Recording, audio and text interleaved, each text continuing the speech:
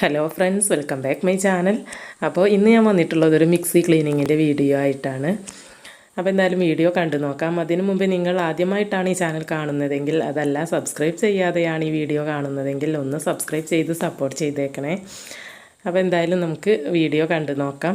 അപ്പോൾ ഇതിൻ്റെ ഈ ഒരു മുകൾ ഭാഗം, ടോപ്പിലുള്ള ഈ ഒരു ഭാഗം അഴിച്ചെടുത്തിട്ട് ക്ലീൻ ചെയ്യുന്നതാണ് കേട്ടോ ഞാൻ കാണിക്കുന്നത്. അപ്പോൾ ചിലർക്കൊക്കെ ഇതിൻ്റെ ഈ ഒരു ഇത് അഴിച്ചെടുക്കാൻ അറിയില്ല എന്ന് പറയുന്നത് കേട്ടു. അപ്പോൾ അതുകൊണ്ട് ആർക്കെങ്കിലുമൊക്കെ ഉപകാരമായിക്കോട്ടെ എന്ന് കരുതിയിട്ട് ഞാൻ അഴിച്ചെടുത്തിട്ട് ക്ലീൻ ചെയ്യുന്ന സമയത്തൊന്ന് വീഡിയോ ചെയ്തതാണ്. അപ്പോൾ ഇതിനൊരു ലോക്കാണ് കേട്ടോ ഇതിൻ്റെ ഒരു മുകൾ ഭാഗത്ത്. അപ്പോൾ അത് നമ്മൾ ഒന്ന് മുകൾ ഭാഗം നന്നായിട്ടൊന്ന് പ്രസ് ചെയ്തിട്ട് ഇതിൻ്റെ ഇടത് ഭാഗത്തോട്ട്, ഈ ഒരു മിക്സിയുടെ ഇടത് ഭാഗത്തോട്ട് തിരിച്ചു കൊടുത്താൽ നമുക്ക് ഇത് ഊരിയെടുക്കാൻ പറ്റും. അപ്പോൾ ഫസ്റ്റൊക്കെ ഊരിയെടുക്കുകയാണെന്നുണ്ടെങ്കിൽ കുറച്ച് നല്ല ടൈറ്റായിട്ട് ഇരിക്കുമായിരിക്കും. അതുകൊണ്ട് നന്നായിട്ടൊന്ന് മുകൾ ഭാഗം അടിയിലോട്ടൊന്ന് പ്രസ് ചെയ്തിട്ട് ഇങ്ങനെ ഇടതുവശത്തോട്ടൊന്ന് തിരിച്ചു കൊടുത്താൽ മതി കേട്ടോ. അപ്പോൾ നമുക്കിത് സിമ്പിളായിട്ട് ഊരിയെടുക്കാൻ കഴിയും. അപ്പോൾ കണ്ടില്ലേ, നമ്മളത് ഊരിയെടുത്ത് കഴിഞ്ഞാൽ അതിൻ്റെ ഉള്ളിൽ ഇതുപോലെ നന്നായിട്ട് അഴുക്കുണ്ടാകും. ഇടയ്ക്കിടയ്ക്ക് നമ്മൾ ക്ലീൻ ചെയ്യുകയാണെങ്കിൽ ഇങ്ങനെ ഉണ്ടാവില്ല കേട്ടോ. ഇതിപ്പോൾ ക്ലീൻ ചെയ്തിട്ട് കുറച്ചധികം ദിവസമായിട്ടുണ്ട്, അതുകൊണ്ടാണ് ഇങ്ങനെ കൂടുതൽ അഴുക്ക്. നമുക്ക് ഇതിനൊരു ക്ലീൻ ചെയ്യാനായിട്ടൊരു ക്ലീനിങ് സൊല്യൂഷൻ ഉണ്ടാക്കണം. അപ്പോൾ പെട്ടെന്ന് നന്നായിട്ടൊക്കെ അഴുക്ക് പിടിച്ചിട്ടുണ്ടെങ്കിൽ പെട്ടെന്ന് ക്ലീനായി കിട്ടാനുള്ളൊരു സൊല്യൂഷനാണ് കേട്ടോ. അപ്പോൾ 1 ടീസ്പൂൺ അളവിൽ ബേക്കിംഗ് സോഡ എടുത്തിട്ടുണ്ട്. അതിലോട്ട് അതേ ടീസ്പൂണിന് തന്നെ 2 ടീസ്പൂൺ അളവിൽ ഡിഷ് വാഷ് ഒഴിച്ചു കൊടുക്കാം. നമ്മൾ പാത്രം കഴുകാൻ ഉപയോഗിക്കുന്ന ഏതൊരു ലിക്വിഡും നമുക്കിതിലേക്ക് എടുക്കാം കേട്ടോ. ഇനി അതിലോട്ട് 2 ടീസ്പൂൺ അളവിൽ വിനാഗിരി കൂടി ചേർത്ത് കൊടുക്കുന്നുണ്ട്.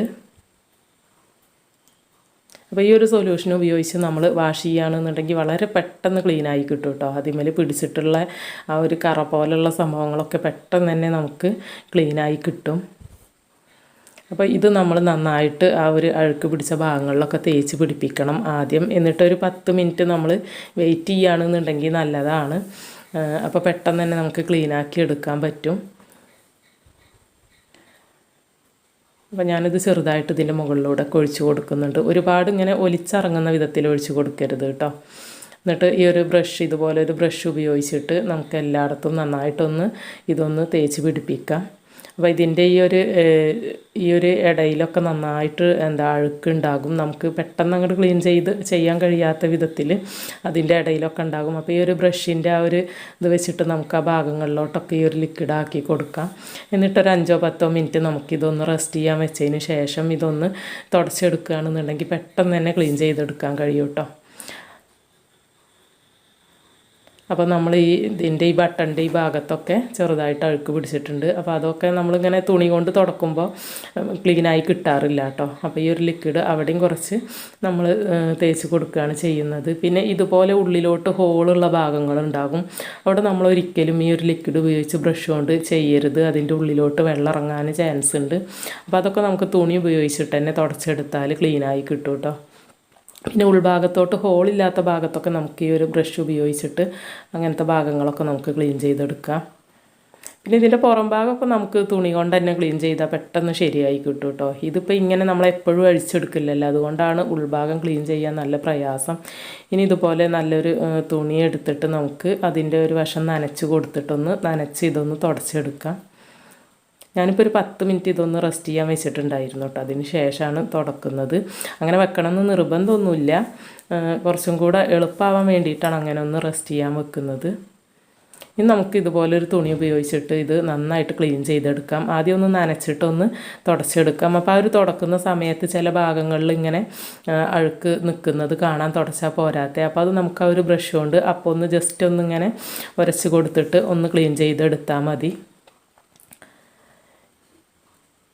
പിന്നെ ഇങ്ങനത്തെ ഗ്യാപ്പുകളിലൊക്കെ നമുക്ക് അങ്ങനെ അഴുക്ക് പോരാനായിട്ട് നമ്മളിങ്ങനെ ജസ്റ്റ് തുടക്കുമ്പോൾ പോരാനായിട്ട് നല്ല പ്രയാസമാണ്. അതിൻ്റെ ഗ്യാപ്പുകളിലൊക്കെ ഉണ്ടാകും. അപ്പോൾ അത് നമുക്ക് ഇങ്ങനെ ഈ ഒരു തുണി ഇട്ടിട്ട് ഇങ്ങനെ മെല്ലെ വലിച്ച് എടുക്കാം. അതല്ലെങ്കിൽ ഒരു ഈർക്കിളി ഉപയോഗിച്ചിട്ട് അല്ലെങ്കിൽ ഒരു ടൂത്ത് പിക്കൊക്കെ ഉപയോഗിച്ചിട്ട് നമുക്ക് ഇങ്ങനെ തുണി വെച്ചിട്ട് ക്ലീൻ ചെയ്തെടുത്താൽ മതി കേട്ടോ. വലിയ പ്രയാസമൊന്നുമില്ല, പെട്ടെന്ന് തന്നെ നമുക്ക് ചെയ്തെടുക്കാനുള്ളതേ ഉള്ളൂ.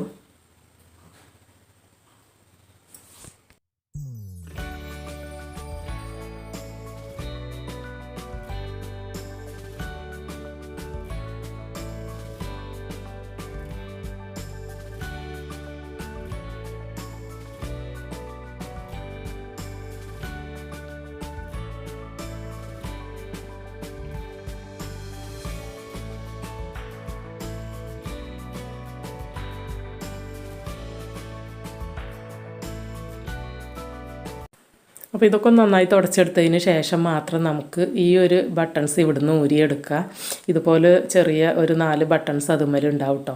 അപ്പോൾ ഇതൊക്കെ ക്ലീൻ ചെയ്തതിന് ശേഷം മാത്രം ഊരിയെടുത്തിട്ട് അതൊന്ന് ക്ലീൻ ചെയ്ത് അതിൻ്റെ ആ ഒരു കുഴിയും കൂടെ ഒന്ന് നമുക്ക് ഈ തുണി കൊണ്ട് ഒന്ന് തുടച്ച് കൊടുത്തിട്ട് അത് അങ്ങനെ തന്നെ നമുക്ക് വെച്ച് കൊടുത്താൽ മതി.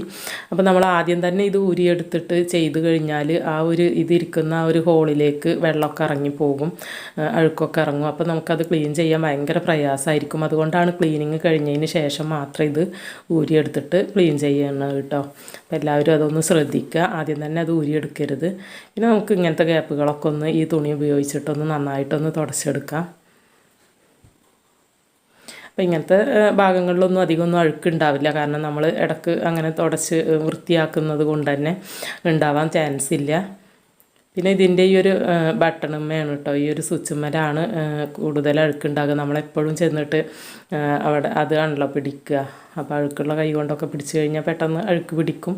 അപ്പോൾ അതും നമ്മൾ ഈ ഒരു ലിക്വിഡ് ഉപയോഗിച്ചിട്ട് ഒന്ന് ബ്രഷ് ചെയ്തിട്ടൊന്ന് തുടച്ചെടുത്താൽ വളരെ സിമ്പിളായിട്ട് അവിടെയും ക്ലീനായി കിട്ടും.